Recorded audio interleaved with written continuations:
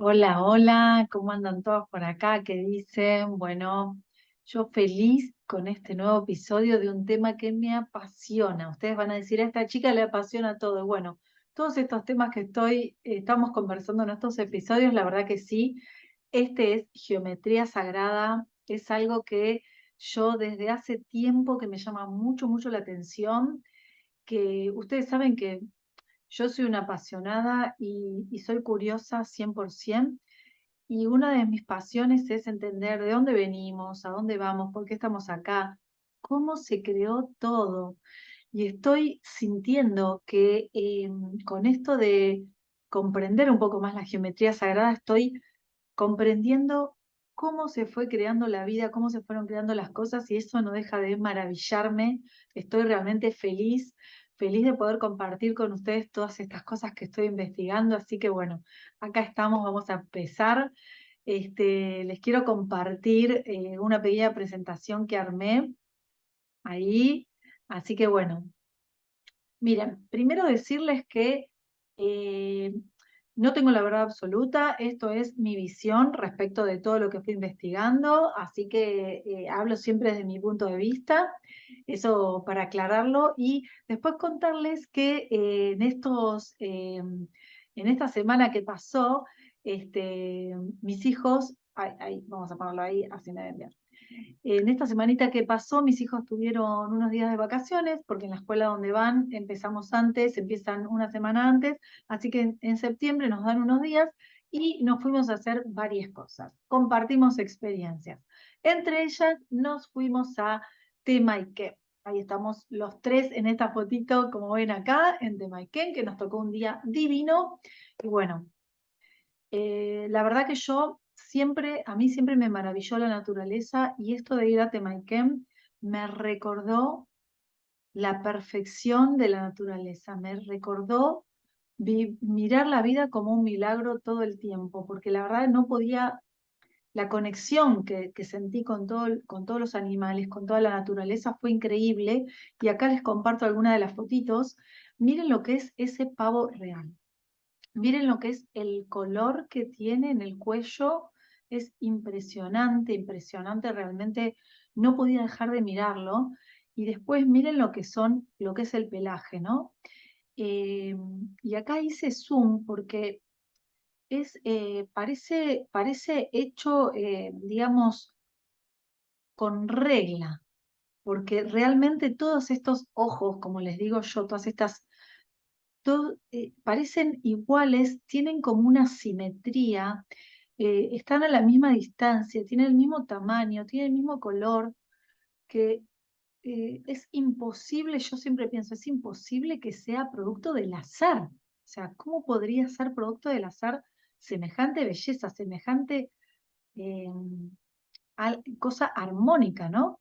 Como que detrás tiene que haber algún patrón de creación, el creador tiene que seguir algo, porque no puede ser solamente el caos, ¿no? Eso es lo que siempre me pregunto, y en esta presentación, en esta conversación, vamos a tratar de develar este pequeño misterio. Bueno, miren, acá hice unas pequeñas fotos de algunos animales de los que vimos.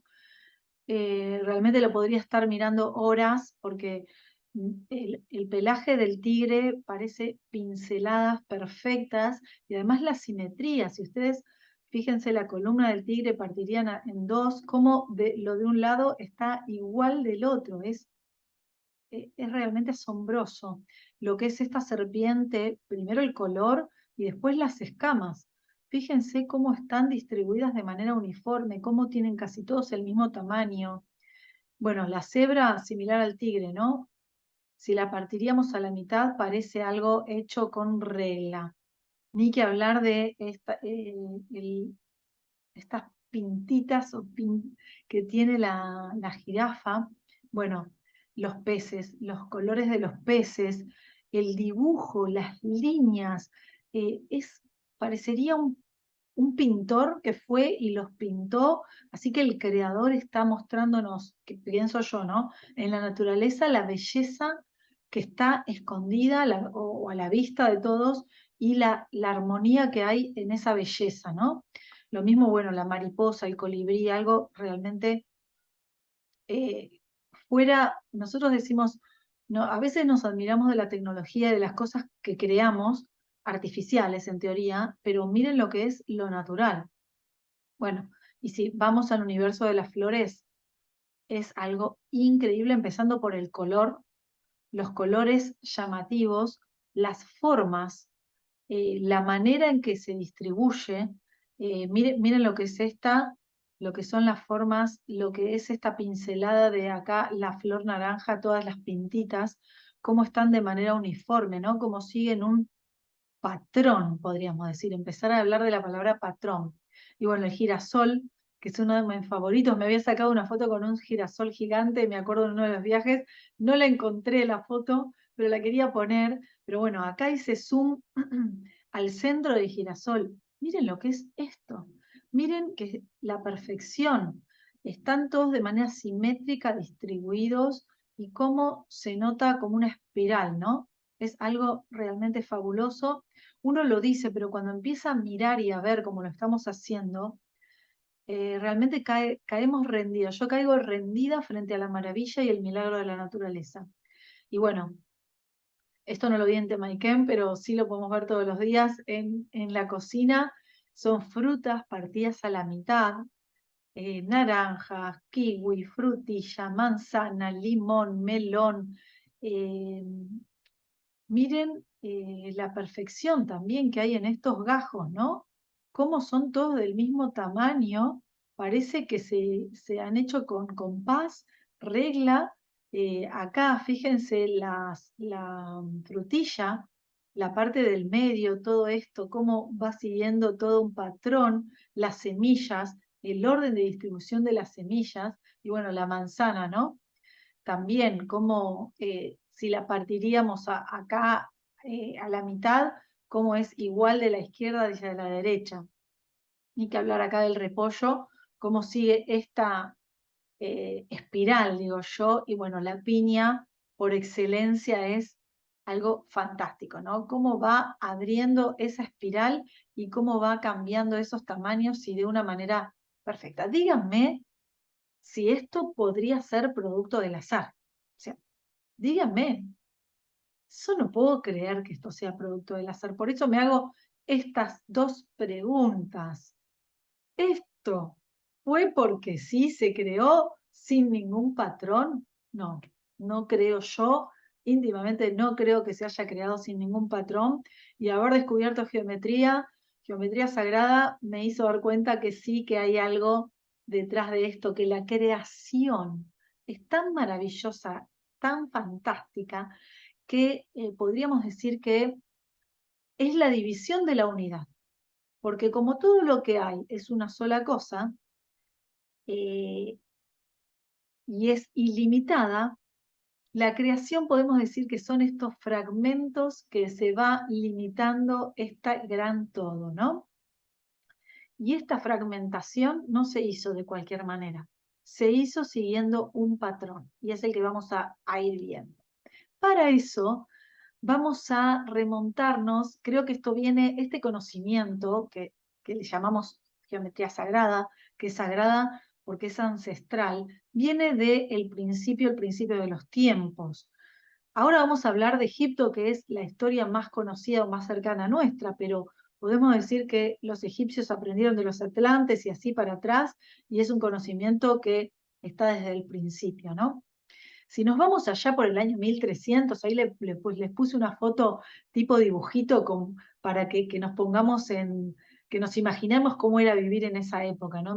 Bueno, sí, uno se podría imaginar 1300 años antes de Cristo, es decir, hace 3500 años desde ahora, gobernaba esta personita que les puse ahí, esa estatua que se llamó Akenatón, que era el faraón, casado con Nefertitis, padre de Tutankamón, que seguramente lo han oído nombrar, porque es muy, muy famoso. Y en ese momento Egipto era un imperio, era el imperio más poderoso de la tierra, era un imperio sumamente rico, con una riqueza impresionante, pero pasaba algo.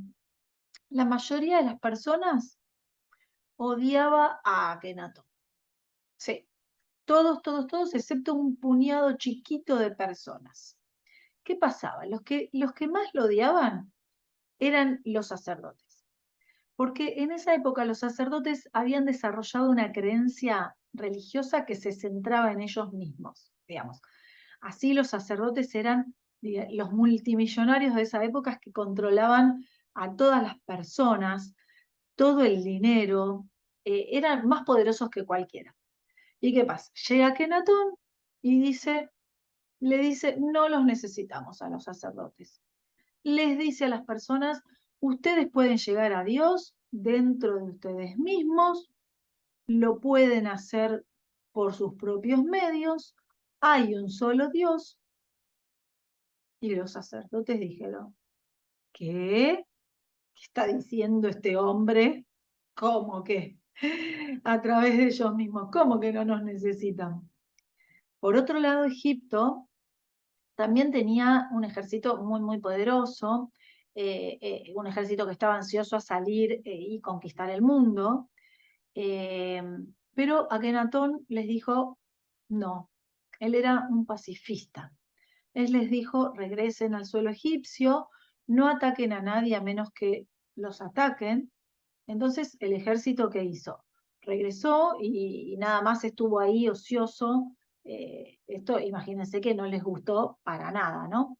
Y por otro lado, la mayoría del pueblo eh, tenía muchos cultos. En esa época se veneraban a más de 2000 dioses, ¿no? Entonces, Akenatón vino y dijo, hay un solo Dios, en ese momento representado por el sol, eh, basta de todo esto de tantos dioses, instauró lo que podríamos decir al día de hoy el monoteísmo. Entonces, no solo tenía en contra a los sacerdotes, a los militares y a la mayoría del pueblo, que quería continuar con estos distintos dioses. Pero a Akenatón no le importaba. Él sabía que vino con una misión y que tenía que hacerlo. ¿Y cuál es esa misión? Miren, él desarrolló una escuela de misterios que se llamó así como les estoy escribiendo en la diapo, Escuela de Misterios Egipcia de Akenatón, llamada la Ley del Uno. Él sabía que tenía alrededor de 17 años para formar esta escuela, se trajo a personas que tuviesen 45 años de edad y se hubiesen graduado en otra escuela de misterio que ya existía en Egipto, que es la Escuela de Misterio del Ojo Izquierdo de Horus, que es una escuela femenina. Entonces, trajo a la escuela de misterio que él crea, que es la escuela del Ojo Derecho de Horus, que es una escuela con una información que jamás antes se había enseñado en Egipto, y él les enseñó durante 12 años. Después de esos 12 años que este grupo de personas se graduó en la escuela esta de misterio egipcia Akenatón, la ley del uno, él sabía que tenía 5 años más para ver si podía llevar a todas estas personas a la inmortalidad. Y les digo algo, lo logró. Llevó casi a 300 personas a la inmortalidad. Sí, así como lo escuchan. Eran casi todas mujeres. Este conocimiento viene de antes, como les dije, viene de Atlántida y de mucho antes. Esas personas esperaron unos 800 años más y emigraron a una parte de Israel. Una de esas personas era María, la mamá de Jesús, que era miembro del círculo interno era un ser inmortal, y otra de estas personas, que era miembro del círculo externo, era José. Es decir, que todo esto de Jesús, María, José era también parte del plan egipcio. Y el siguiente paso era traer a alguien que demostrara exactamente lo que Akenatón demostró que nosotros podemos hacer al final de todo este proceso, ¿no? O sea, ahora necesitaba alguien que demostrara exactamente cómo hacerlo en la tierra, porque Akenatón lo hizo, pero había que grabarlo en los registros akáshicos, hacerlo real, digamos, y alguien tenía que hacerlo. a partir, de acuerdo con este plan, María y José se unen se aparearon, digamos, interdimensionalmente, por eso la concepción se llama concepción inmaculada. ¿Para qué? Para crear el cuerpo de Jesús. Es decir, que permitiera que esta conciencia llegara de un nivel muy, muy, muy, muy alto, y cuando llega Jesús era un humano como cualquiera, ¿no? De nosotros, era totalmente humano. Y Jesús, por medio de su propio trabajo, digamos, se transformó al estado inmortal, por medio de la resurrección. O sea, no por el proceso de ascensión, que es el que había enseñado Kenatón. Y Jesús da el proceso de cómo hacerlo exactamente, ¿no? Y fue basado en lo egipcio. Es decir, todo esto fue planeado mucho antes de que sucediera realmente. No por medio de la ascensión, como les digo, sino por medio de la resurrección.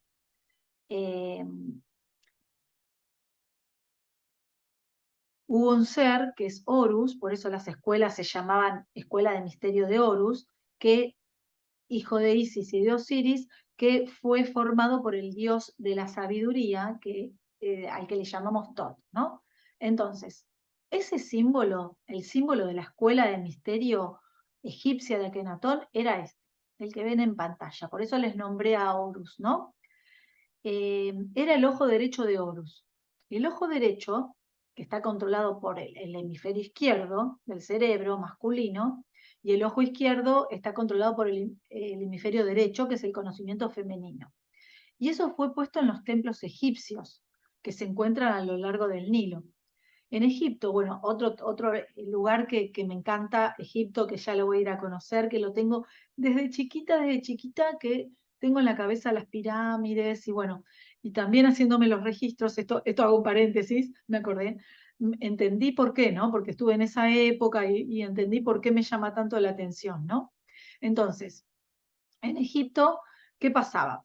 Hay 12 templos primarios, ¿no? A lo largo del Nilo, y el 13º, acuérdense, 12 más 1, 13, esto que veníamos conversando en otros encuentros, vuelve a aparecer. El 13º de los templos es la Gran Pirámide. Entonces, se necesitan 12 años de iniciación, en la cual se pasa cada año en un templo, es decir, un ciclo, y donde se van aprendiendo todos los componentes femeninos de la conciencia. Y el componente masculino, que es el ojo derecho, fue enseñado tan solo una vez y no estaba escrito en ninguna parte, aunque sí sus componentes primarios están en uno de los pasillos de la Gran Pirámide, ¿no?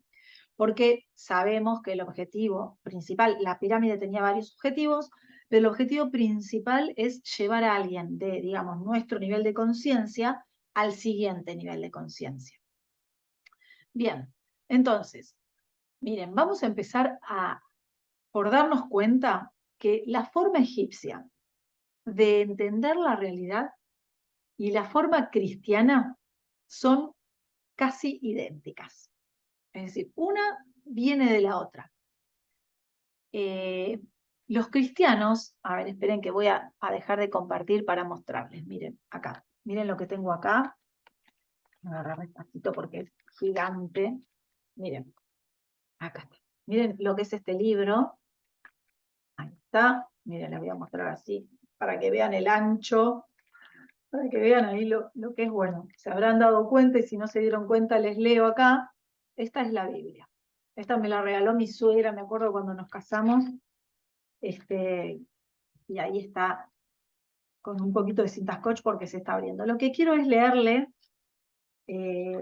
solamente 3 oraciones. Ay, está pesado que está apoyando en el teclado.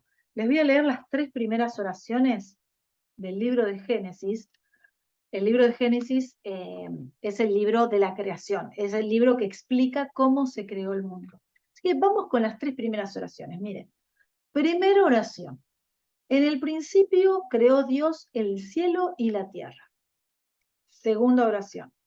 La tierra estaba informe y vacía, o sea, no tenía forma. Y las tinieblas cubrían la superficie del abismo. Y el Espíritu de Dios se movía sobre las aguas. Y tercera oración. Dios dijo, sea hecha la luz, y la luz quedó hecha. ¡Wow! Vamos a dejarla por acá. Ahí, para que... Uy, cómo pesa. Bien, vamos a... ¿Escucharon, no? Vamos a compartir, seguir compartiendo pantalla. Ahí está. Ahí está. Compartir. Acá nos habíamos creado. Bueno, esto que la Tierra salió de la nada, que les acabo de leer en la Biblia, las 3 primeras oraciones del Génesis, del libro de la creación, esto también lo creían los egipcios. Y también lo creen las mayorías de las religiones. Si uno investiga en las religiones principales, también dicen lo mismo. Todo con idioma diferente, pero dicen lo mismo. Bueno, esto también entre paréntesis, mi opinión. Yo creo que todas las religiones hablan de la misma verdad. Cada una la enfoca desde su espacio, con sus líderes, pero todas están diciendo lo mismo. Eso es lo que yo creo, ¿no? Entonces, bueno, los egipcios, eh, a esto de que la tierra salió de la nada, lo llamaban el gran vacío, ¿no? Y las dos religiones, por eso yo puse acá, miren, una foto de un templo egipcio, una foto de una catedral cristiana, una iglesia cristiana, y le puse el símbolo igual en el medio. ¿Por qué? Porque ambas religiones creen que todo lo que tiene que haber para iniciar el proceso de creación es nada, la nada. O sea, la nada y espíritu. Y cuando esas dos cosas se juntan, entonces todas las cosas, sin importar qué cosas, todas las cosas se pueden crear. Y empieza con el movimiento del espíritu. Si van a mi primer video de estos episodios que estamos haciendo, el video de las bases universales, ahí también lo explico. Lo explicaba en el triángulo de sonido, luz y forma, ¿no? Cómo en el principio está esto de el movimiento. Bueno, recuerdan que en la segunda oración que les leí ahí del libro de Génesis, dice que el Espíritu de Dios se movió sobre la superficie de las aguas. Y después en la tercera oración dice que se haga la luz. Es decir, que el movimiento se dio primero y la luz apareció inmediatamente, una vez hecho el movimiento. O sea, movimiento y después la luz. Bueno, bien, entonces, miren. Vamos a hacer de cuenta que esta hoja en blanco, así como la ven, sería el gran vacío. Y ese ojito que está ahí en el medio representa el espíritu de Dios. Y cuando estamos en el gran vacío, o sea, se darán cuenta que si nosotros y Dios somos uno, no hay ninguna diferencia, digamos. Ese es el todo. Pero hay algo de acuerdo con las creencias egipcias, un pequeño detalle, digamos, que las Biblias antiguas lo nombraban, pero que las actuales no lo dicen. Porque, ¿qué pasa? Entendamos que hay más de 900 versiones de la Biblia en el mundo. Es decir, se creó la primera versión y después fue otra versión, y así hasta 900. Imagínense cómo se pudo cambiar todo lo que decía o parte de lo que decía o algo de lo que decía en esas 900 versiones. Entonces, lo que decían en la primera oración, que no es lo que yo leí porque esta es una de las versiones más nuevas, la Biblia era que decía en el principio había 6. Y quédense con esto porque después lo vamos a retomar. En el principio había 6. Como cambió en los últimos años, ahora esta que les leí no lo dice, ¿no?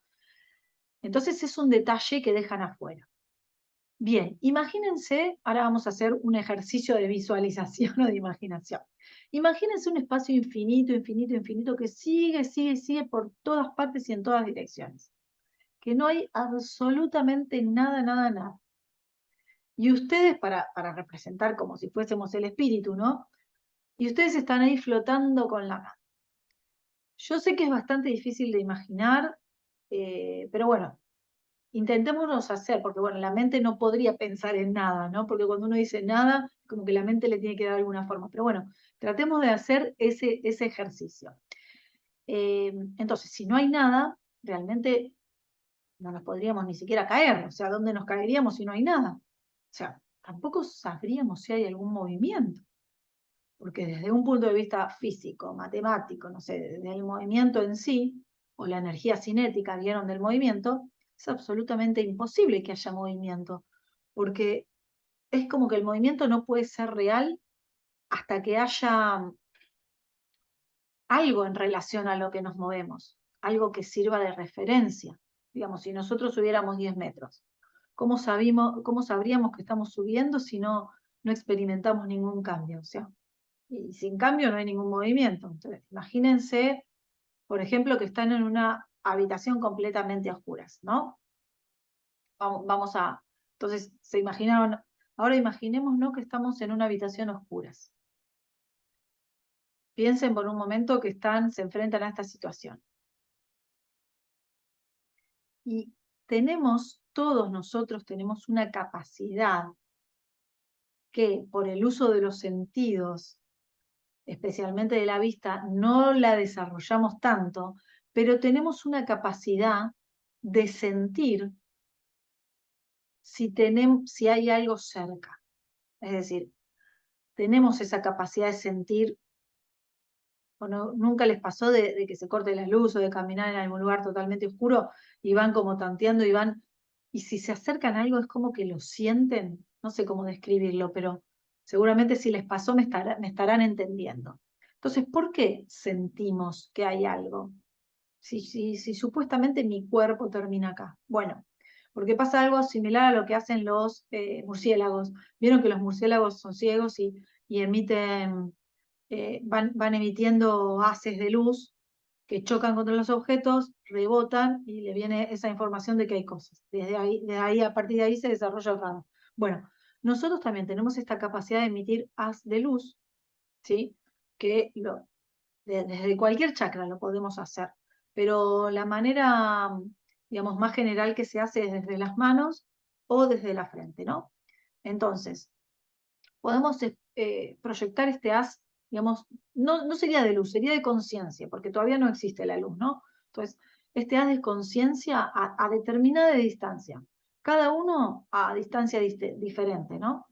Digamos, algunos por ahí a 3 centímetros, otros a 30 centímetros, algún otro a 3 metros, ponerle el más desarrollado, ¿no? Entonces, sentimos si hay algo está cerca, ¿no?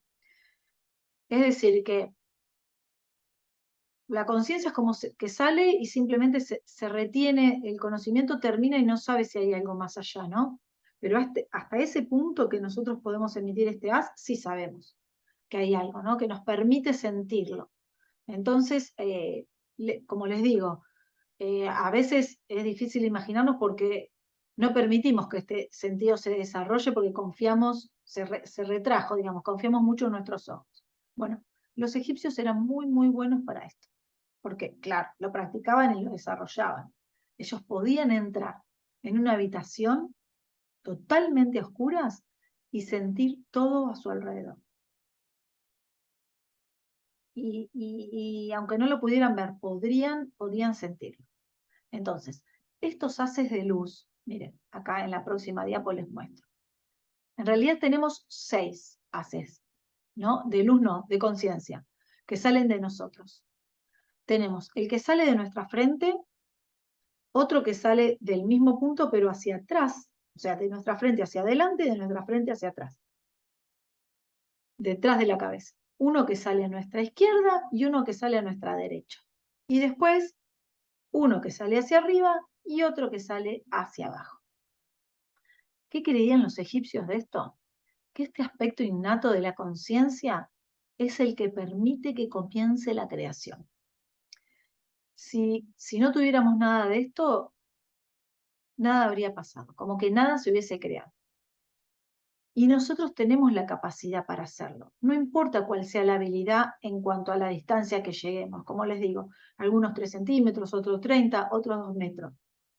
No importa esa distancia, pero siempre va a ser la misma. Si yo proyecto este haz de conciencia 3 centímetros y el de adelante, el de atrás va a ir a la misma distancia, el de la izquierda a la misma distancia, siempre la misma distancia, la que sea la mía, digamos. No puede ser que del lado derecho sea más distancia que del izquierdo, por ejemplo. Entonces, cuando estos haces son proyectados en esas direcciones, definen un espacio. Miren, ¿ven? Acá es el mismo que este anterior, que está la persona, pero yo lo hice como visto de arriba, ¿no? Como visto con el espíritu. El de adelante, a ver, esperen que voy a dejar de compartir para que entendamos la próxima. Miren, acá. Imaginen, proyecto el haz de adelante, el de atrás, ¿se lo están imaginando? Líneas así. Después el de los costados. Si yo uno esos, digamos, las puntas, si yo lo uno ya tendría una forma. ¿Qué forma? La forma de un cuadrado. Acá lo uno con el de atrás, y estos dos lo uno con este. ¿Sí? Se los quería explicar antes, esperen que volvemos a compartir. Presentación. Acá. ¿Ven? Ahí está. Ahí de arriba se ve como un cubo porque está de arriba, pero ¿se dieron cuenta cuando yo les hice con mi cuerpo? Entonces, acá, miren, acá está el espíritu que está en el vacío, ¿no? Entonces, ese pequeño espíritu empieza a lanzar este haz de conciencia, ¿no? De frente, atrás. Quizás por esto todos los pueblos nativos o los chamanes, no sé si tuvieron contacto, ellos piensan que las direcciones son importantes. No sé si lo notaron en alguna ceremonia, si pudieron participar, las vieron. Es muy importante para ellos que se definan todas las direcciones, incluso si nos vamos a la cábala. Entonces, estos haces que salen hacia el frente, hacia los costados, forman este cuadrado, que es igual en todas las direcciones. Y recuerden que todavía falta el de arriba y el de abajo. ¿Qué pasa cuando yo lanzo, cuando yo quiero unir también estas puntas con el de arriba? Miren, formo una pirámide, porque yo tengo los de acá y después sale el de arriba y uno todos esos con esa punta. Se forma una pirámide alrededor de la parte superior, digamos, ¿no? Acá está en 2D, por eso lo ven tipo estrella, ahí dibujado en la pantalla. Pero si lo pensamos en 3D, es una pirámide. Y si hacemos lo mismo hacia abajo, hacia el haz de conciencia que se proyecta hacia abajo, miren lo que tenemos. Y esto es un octaedro. Un octaedro que sería la pirámide, o sea, la pirámide tiene 4, 1, 2, 4, 5 caras, ¿no? Que es el tetraedro, la pirámide sola. Y si yo le pongo una pirámide abajo, ya me quedo con 8 caras, perdón, 4 la pirámide, dije 5, 4 la pirámide, una base y 3. Si yo le pongo otra pirámide abajo, serían otras 4, serían 8, entonces formaría un octaedro. Aquí acá lo veo en 2D y estoy viendo una estrella.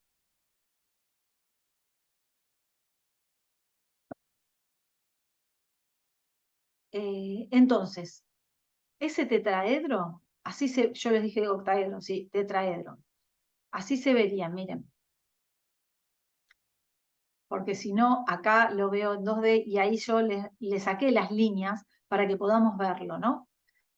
Entonces, una vez que el egipcio creó ese tetraedro, o dos pirámides una encima de la otra, que yo antes le dije octaedro, me mareé con los sólidos platónicos, ya vamos a hablar. O sea, las dos pirámides espalda con espalda, que está en el vacío, acuérdense, está en el gran vacío y creó este campo a su alrededor. Entonces ahora, a partir de esto, es posible algo que antes no era posible.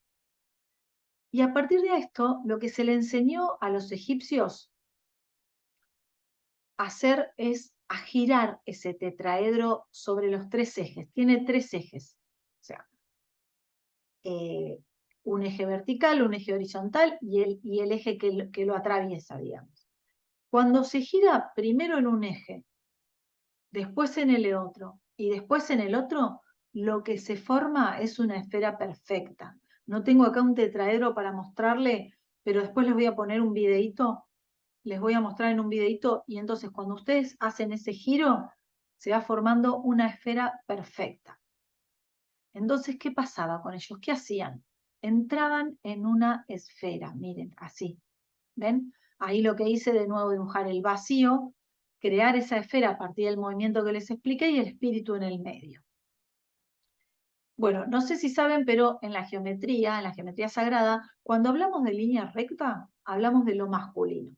Y cuando hablamos de curva, hablamos de lo femenino. Entonces, ay, sí, no sé. Ah, sí, está bien. Pensaba que se había dejado de grabar, por eso miraba la pantalla. Bien, entonces, una de las formas más masculinas que hay es un cuadrado, podemos decir. Y una de las formas más femeninas es una esfera. Entonces, ese tetraedro que está formado por esas líneas rectas, vieron que el haz de conciencia que salía, que después se unía en el cuadrado, se unía en el tetraedro que era la pirámide, y después eh, hacia abajo, sí, hacia abajo. Bueno, esas líneas masculinas son masculinas porque son líneas rectas. Y después la esfera está formada por líneas curvas, o sea, es enteramente femenino. Entonces, ¿qué es lo que hicieron los egipcios? Están crearon una forma masculina y después la convierten en una forma femenina. ¿Por qué? Porque masculino y femenino, a partir de ahí, pueden empezar la creación. Es decir, que pasan de la masculinidad a la femenidad. Es la misma historia que se narra en la Biblia, cuando nos cuentan que primero es creado Adán y a partir de Adán se creó la mujer. Entonces, esta imagen que vemos en pantalla del espíritu es la imagen de la escuela que creó Akenatón. A partir de esa imagen en la que el espíritu creó esta esfera alrededor, ¿qué pasa? Entonces es un vacío infinito, que lo representamos ahí en el azul, no hay nada, nada, nada en él, son una pequeña burbuja, y se dan cuenta que estas formas que se están creando, en realidad tampoco son nada, si lo pensamos. O sea, son solo líneas imaginarias que están siendo creadas desde la conciencia, porque conciencia en el infinito proyecta el haz de conciencia, hace las líneas imaginarias, crea la esfera, pero en sí misma no son nada. Y acá viene algo muy, muy importante, porque esto nos da un indicador de lo que es realmente esta realidad. Es nada.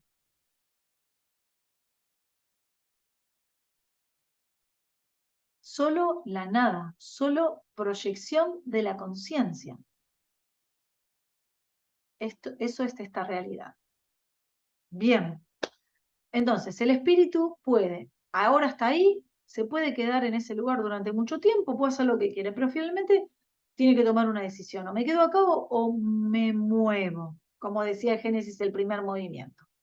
Entonces, a los egipcios se les enseñó a hacer dos cosas. Se les dieron dos instrucciones. Y eso es todo lo que necesitaban para completar todo en todo el universo.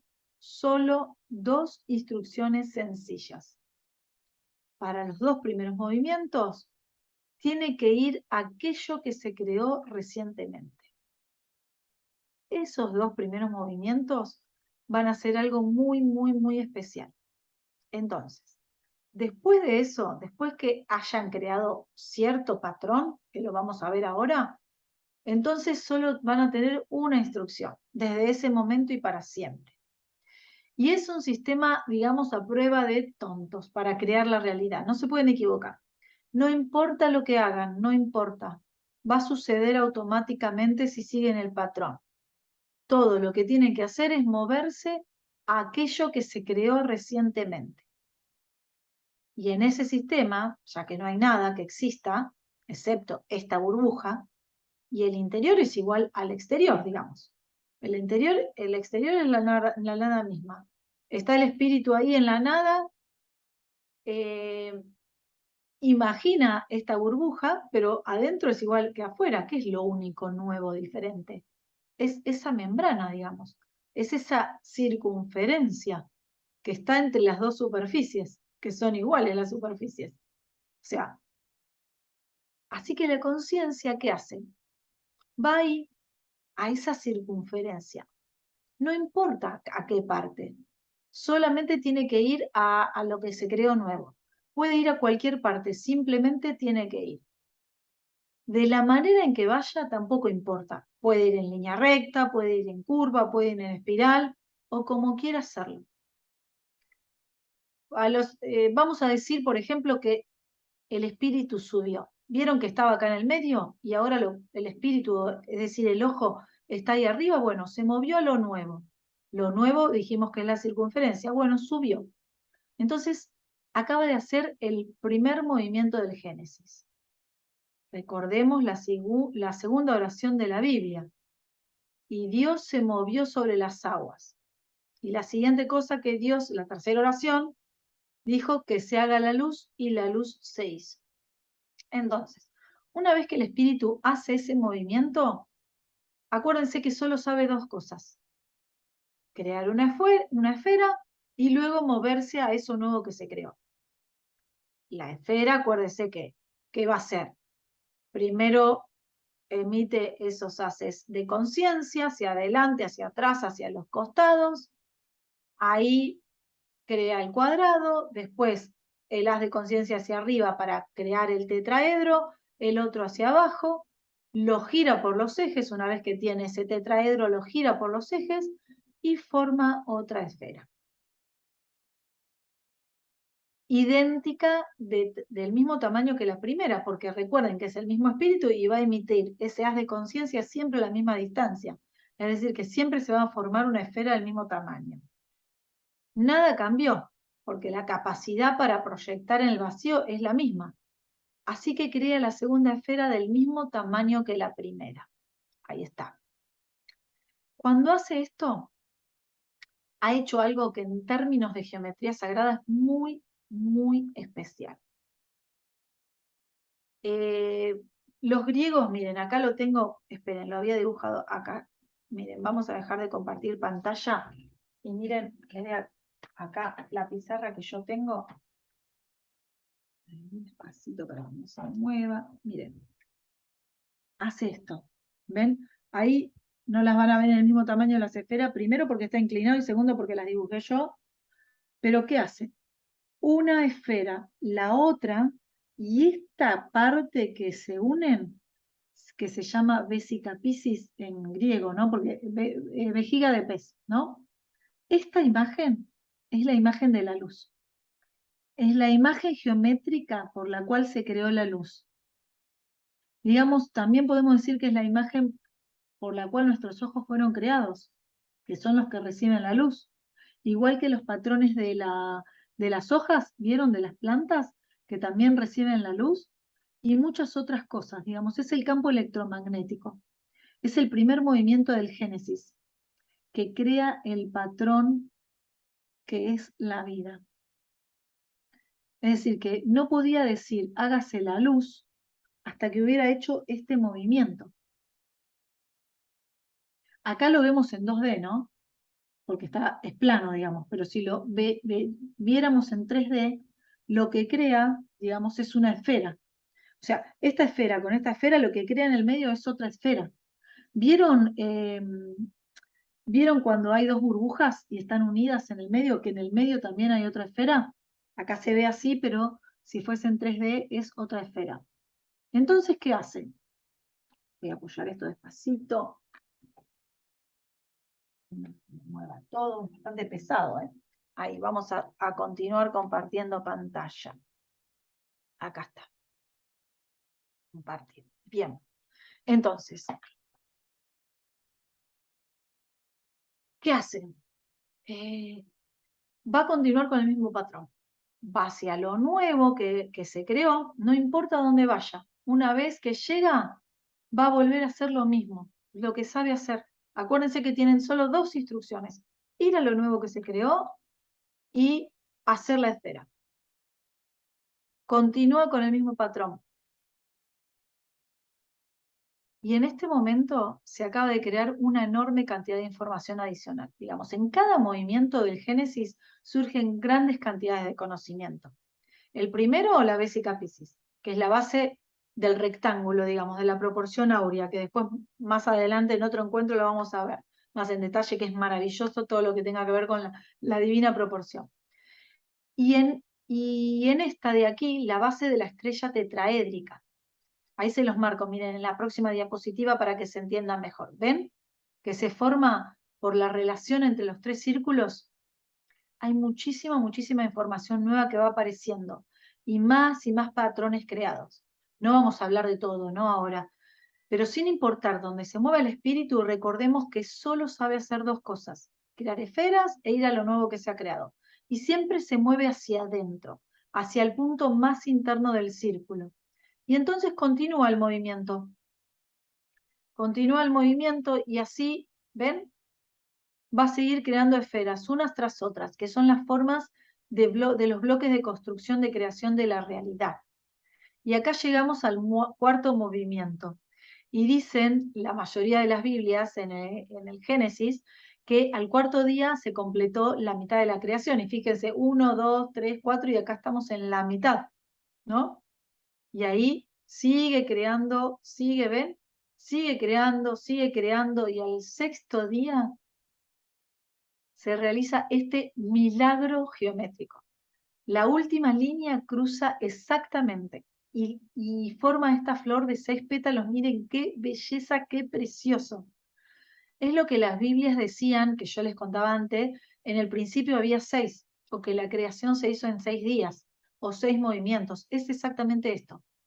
Este es el patrón del Génesis, y es el principio de la creación de este mundo en el que vivimos. O sea, a esto le vamos a llamar el patrón del Génesis.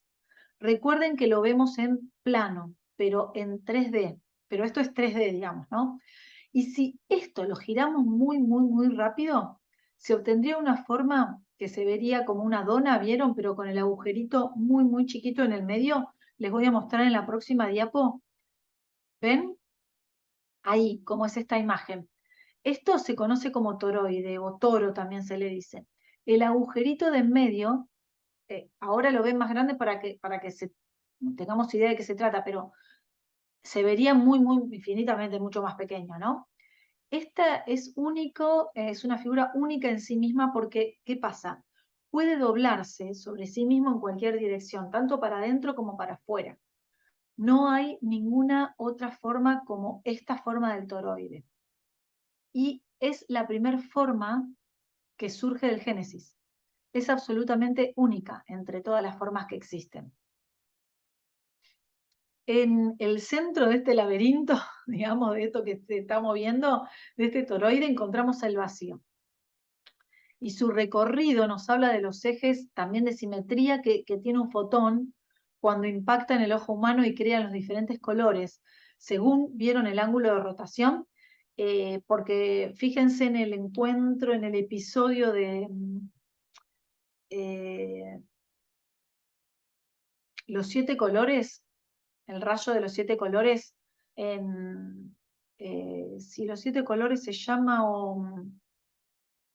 frecuencia arcoíris. Fíjense en el episodio de frecuencia arcoíris, que ahí explico cómo el fotón de luz blanca está compuesta en realidad por 7 colores. Bueno, y si quieren investigar acerca del toroide de 7 colores, es maravilloso cómo se van formando con esta forma toroidal. Los 7 colores es realmente impresionante.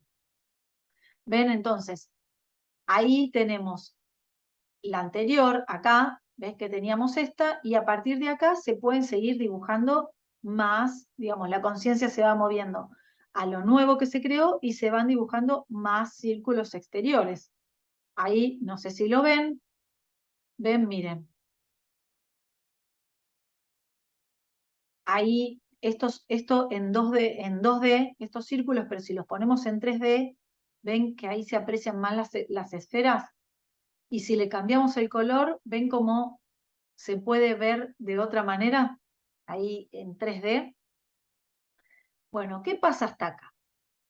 Si nosotros, acá tenemos esferas, o sea, tenemos solamente figuras femeninas. Si conectamos los centros entre sí, agarramos los centros de las esferas y los conectamos, miren lo que veríamos. Un cubo. Y ustedes me dirán, ¿y entonces qué? ¿A quién le importa que tengo ahí un cubo? Un cubo. Bueno, a los antiguos sí les importaba, porque a esto, a esta figura que ustedes ven ahí, es lo que llaman, o llamamos, o se llama hasta ahora, el huevo de la vida. O sea, esta es la estructura morfogenética que nos creó a todos. Toda nuestra existencia depende de esto. Y todo lo relacionado con nosotros fue creado por medio de esta forma. Digamos, el color de nuestros ojos, nuestra nariz, la boca, la longitud de los dedos. Todo se basa en una sola forma. Miren, si lo giramos, ¿ven? Es la misma y la gira. Si la giramos, vemos ahí, se puede ver mejor que es un cubo, ¿no? Y el siguiente vértice, digamos, son los últimos lugares más internos del último que están aquí. Miren, ¿ven? Yo voy con esto. Porque acá vemos esto, pero después tenemos otro vértice, esto del medio. Cuando gira sobre el tercer vértice, se ven estos anillos, ¿ven? Porque acá estamos, ahí me voy para atrás, en esta parte de acá. Y lo de afuera, que sería esto, ahí, acá, ¿ven? Si yo ahora solo me concentro en lo de afuera, vemos estos otros círculos, ¿no? Son los lugares más internos del último, ¿no? Entonces, cuando gira sobre el tercer vértice, que se ven estos anillos rojos, ahí se puede ver que hay una relación donde los círculos, o sea, 7 círculos, 3 de afuera y el del medio, apenas se tocan con los del centro. Es lo mismo que si tomáramos 7 monedas y se juntan, harían esa forma, ¿no? Acá están, miren, acá están las monedas, ahí puse las monedas de 5 pesos, le saqué una foto, ¿no? Para que lo fijemos de otra manera, ¿no?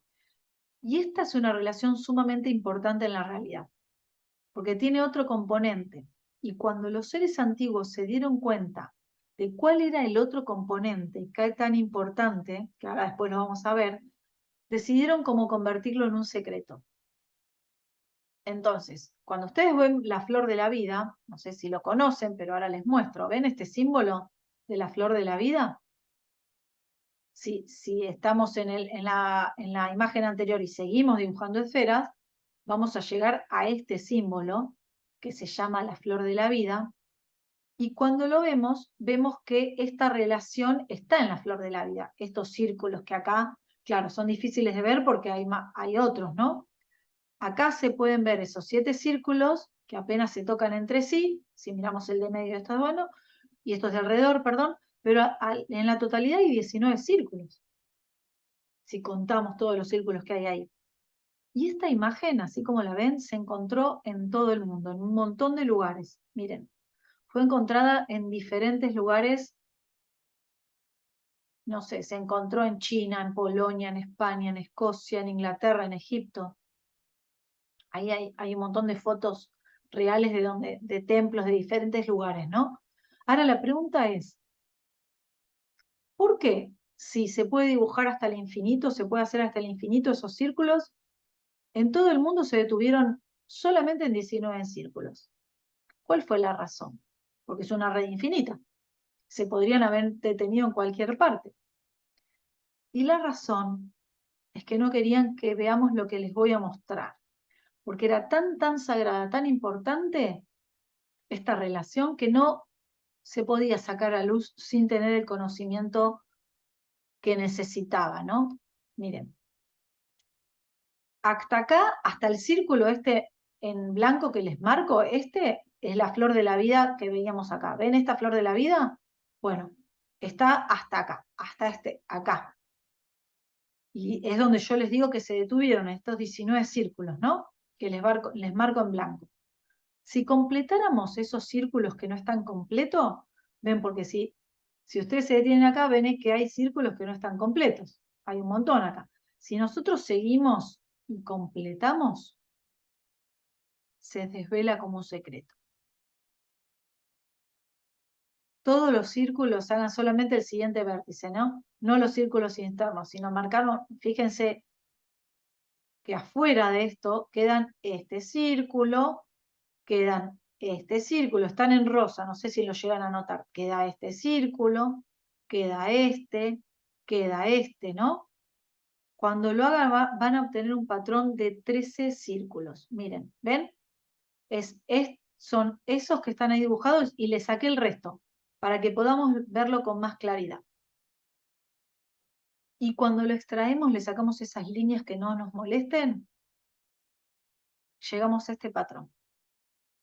Y este patrón de 13 círculos era una de las formas más santas, más sagradas que existían en la Tierra. Fíjense el 13, el número 13, el 12 más 1, que se repite un montón de veces en la naturaleza, es un número sagrado. Esto se llama la fruta de la vida. Se llama fruta porque es el resultado, digamos, el fin del árbol frutal. Era la fruta a partir de la cual se creó la esencia de lo que llamamos los detalles de la realidad. Entonces, la realidad es solo eso. Son simplemente 13 círculos y la relación. Ahora, todos los círculos de este patrón son femeninos. Vamos, con estos 13 círculos hay 13 formas para que podamos sobreponer energía masculina, es decir, líneas rectas. Si sobreponemos líneas rectas encima de esto en las 13 maneras, vamos a obtener 13 patrones que crean todo lo que existe. Es decir, a excepción de, miren, de estas dos cosas que eran, ¿se acuerdan? Este es el huevo de la vida, y el toroide, que era la primera creación del Génesis. A excepción de estos dos, este patrón crea todo lo que existe. Y recuerden que este patrón es solamente femenino y no puede crear si no tiene lo masculino. Entonces, 3 patrones tenemos acá. Huevo de la vida acá, en rosa y blanco. Toroide acá y el fruto de la vida. 3 patrones crean todo lo que existe, totalmente sin excepción, todo lo conocido. A esos 13 patrones lo vamos a llamar, a estos 13, lo vamos a llamar sistemas de información. O sea, para que haya los 13 sistemas de información, digamos que podamos asociarlos con esto, cada sistema produce una cantidad enorme de conocimiento. Si tenemos que buscar, digamos, diferentes maneras de poner líneas rectas acá, porque para poder crear tenemos que unir lo femenino con lo masculino. La manera más sencilla, digamos, de poner líneas rectas acá es conectar todos los centros de los círculos, que en realidad son esferas, y que acá lo estamos viendo en 2D. Entonces, si nosotros conectamos todos los centros de las esferas con líneas rectas en todas las formas posibles, obtenemos este patrón.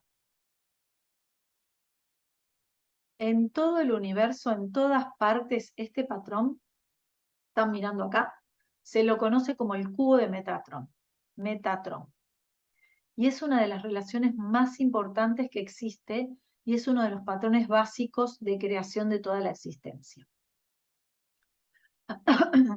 En geometría sagrada hay 5 formas que son únicas en la existencia. Son diferentes a todas las demás formas y son cruciales para entender la geometría sagrada. Y son los que llamamos sólidos platónicos. Quizás los escucharon nombrar, quizás no, y se llaman así, sólidos platónicos, porque se atribuye a Platón el que fue el que profundizó en el estudio, ¿no?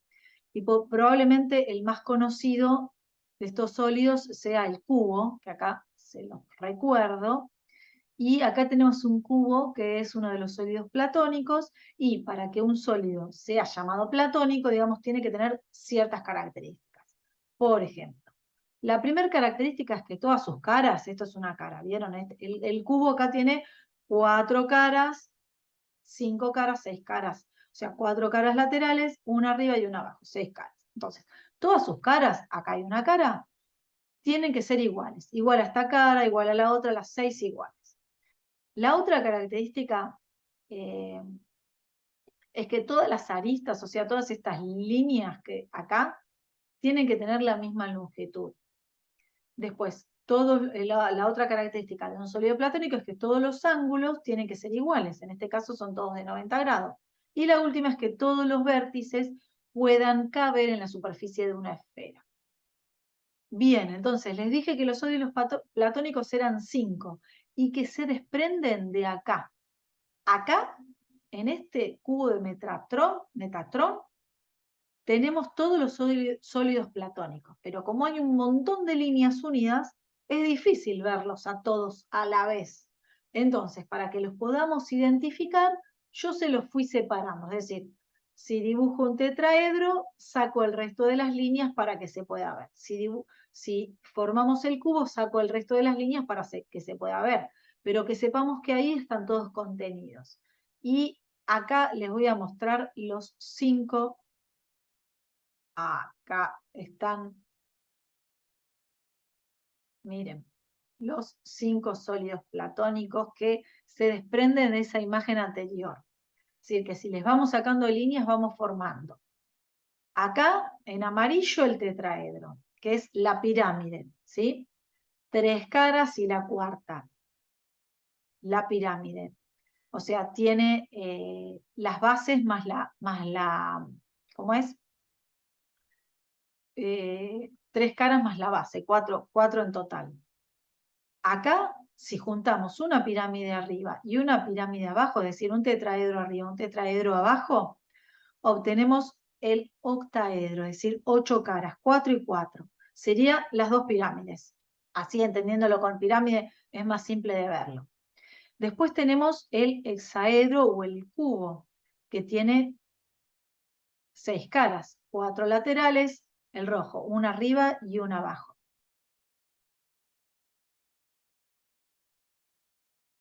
Acá abajo, ahí está, ahí sí se ve. Acá abajo tenemos el dodecaedro, 12 caras pentagonales. ¿Ven? Es la pelota de fútbol, miren. A ver si dejo de compartir, esperen, les voy a mostrar. Miren, acá está. Acá estamos con la pelota de fútbol del Mundial. Sí, es una esfera, pero ¿cómo está formada la esfera? A ver si logran verlo. Ahí, miren. ¿Ven? Agarren una pelota de fútbol, miren. ¿Ven? El hexágono. Bueno, 12 hexágonos forman una pelota de fútbol. ¿Y cómo se llama esta figura? Dodecaedro. Esta es la Tierra. La Tierra está formada es un dodecaedro. ¿Vieron que hablamos de la malla de la Tierra que la cubre? Bueno, estos, cuando se junta acá, ven que acá se juntan tres pentágonos. Este vértice acá es un nodo. Son esos lugares donde nosotros sentimos en la Tierra que tienen determinada energía fuerte y es lo que ahora esta malla dodecaédrica que cubre a la Tierra se está recomponiendo para que pueda bajar la energía crística que si van a encuentros anteriores estuvimos conversando. Pero bueno, no me quiero desviar. Acá estamos con vamos a volver a compartir para ver el resto. Ahí, presentación, compartir. Ahí estamos. La pelota de fútbol de Santi del Mundial. Bien. Y por último, acá vemos el icosaedro, que el icosaedro tiene 20 caras y son triangulares. Y estos son los 5 sólidos platónicos que se forman a partir de el cubo de Metatrón.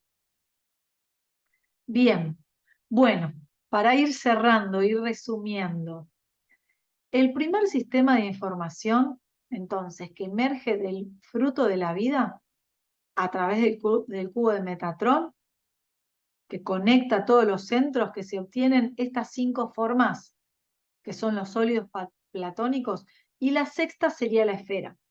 Entonces, tenemos estas 6 formas básicas. Tenemos el tetraedro, el hexaedro o cubo, el octaedro, el dodecaedro y perdonen, ahí, el icosaedro. Ahí está, me estaba olvidando de una. Bien, entonces, estas 6 formas fueron estudiadas por los antiguos alquimistas, personas como Pitágoras, como Platón. ¿Y qué pasa? Se les relacionaba con un elemento de la naturaleza. ¿Se acuerdan los elementos, los 5 elementos? Bueno, al tetraedro, acá, la pirámide, se consideraba que era el fuego. Al cubo o al hexaedro, que era la tierra. Cuando pensemos en un cubo, en un dado, es la tierra. El icosaedro con el agua, las dos, perdón, no, el octaedro, perdón, no, el octaedro que serían acá, ahí lo quiero marcar, ahí el octaedro que serían las dos pirámides, una arriba y una abajo con el aire. Ahora sí, el icosaedro, que es como es estos triángulos, estas 20 caras triangulares, el icosaedro, se lo relaciona con el agua. Y el dodecaedro, que era la pelota de fútbol, los 12 pentágonos, con el prana o con el éter.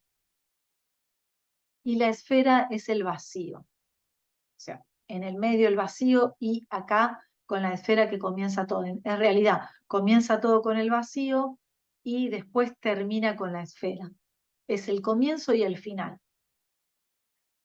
Bien, bueno, vamos a dejar acá que es mucha información en el pene que voy a dejar de compartir para así los veo.